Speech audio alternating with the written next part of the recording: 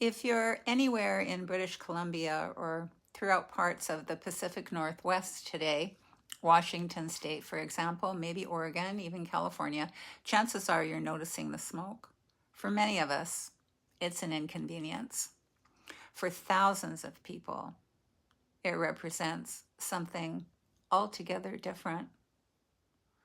It represents evacuation, it represents uncertainty, a sense of not being safe.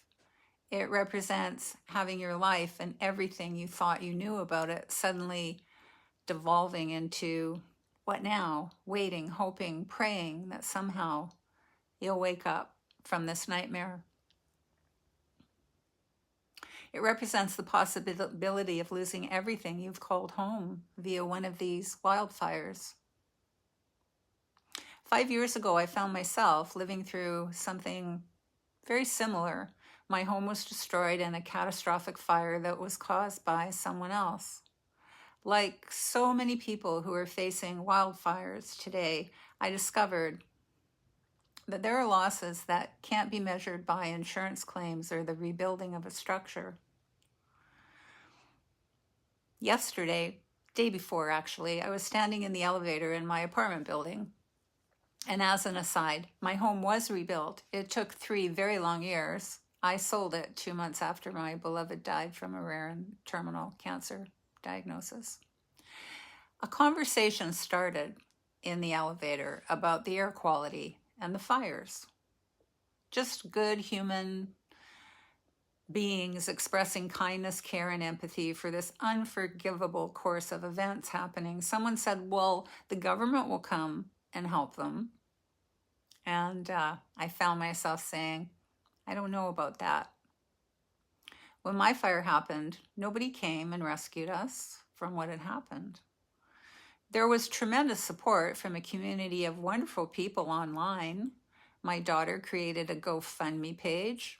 That was incredibly meaningful since I was only insured for about 1/8 of what I should have been insured for. And then the insurance from the HOA, the strata, rebuilt the structure itself. So let me just say, though, that there are other realities when you lose everything in a house fire that no one can rebuild for you. A structure, yes. A home, not so much. Items replaced, yes. Meaningful curios, cards, mementos, photographs, artwork, whatever's precious to you may only be revealed in the aftermath of the fire.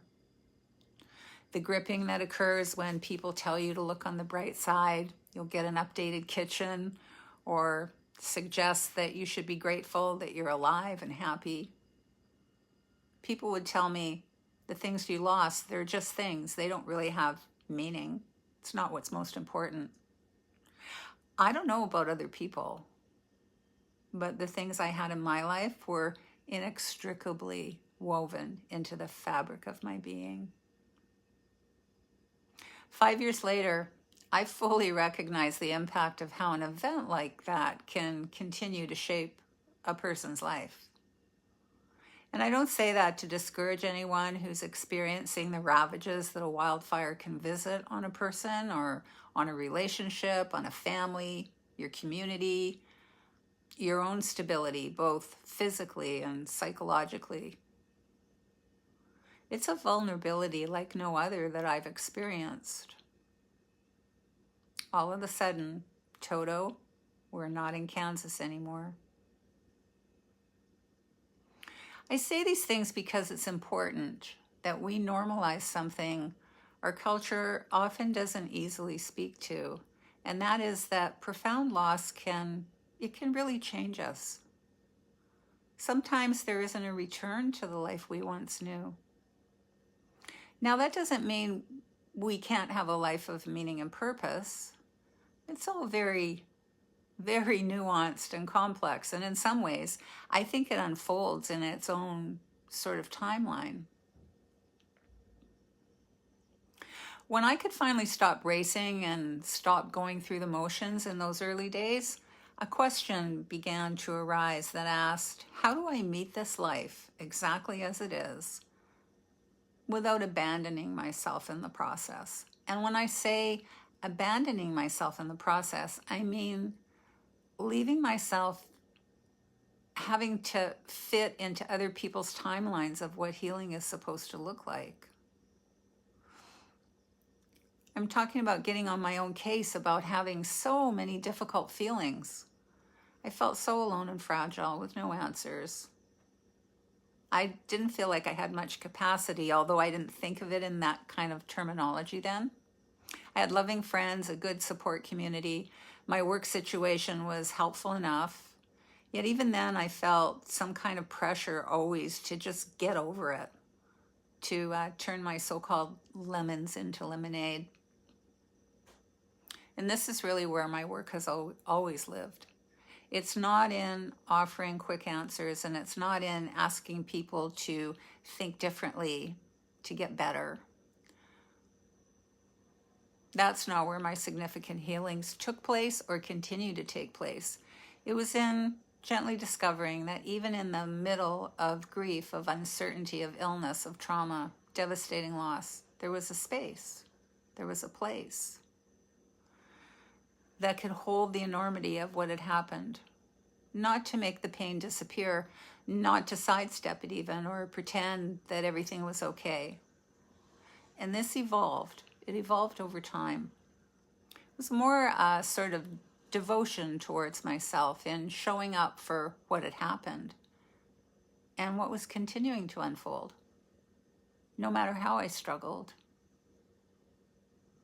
As I've been watching what's happening throughout British Columbia and the Pacific Northwest, I've been wondering whether it might be helpful to create a few free online gatherings, opportunities for us to gather together.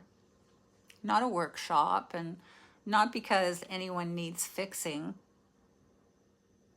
Just a place where we can spend an hour together, where nothing about you needs to be different before you arrive, before we can gently orient toward what remains available beyond all the chaos.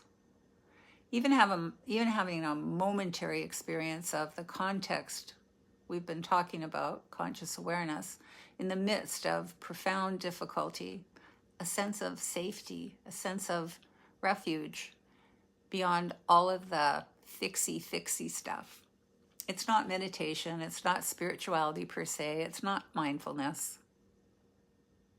It's the ground that is most often obscured. And I'm still listening for how that wants to come forth here.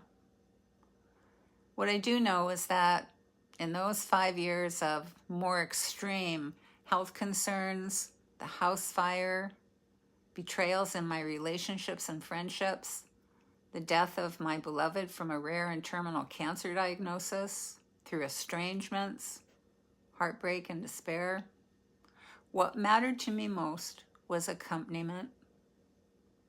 I didn't need to be fixed. I needed someone who wasn't afraid to stay.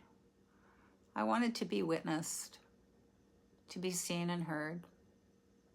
That was enough. That was everything.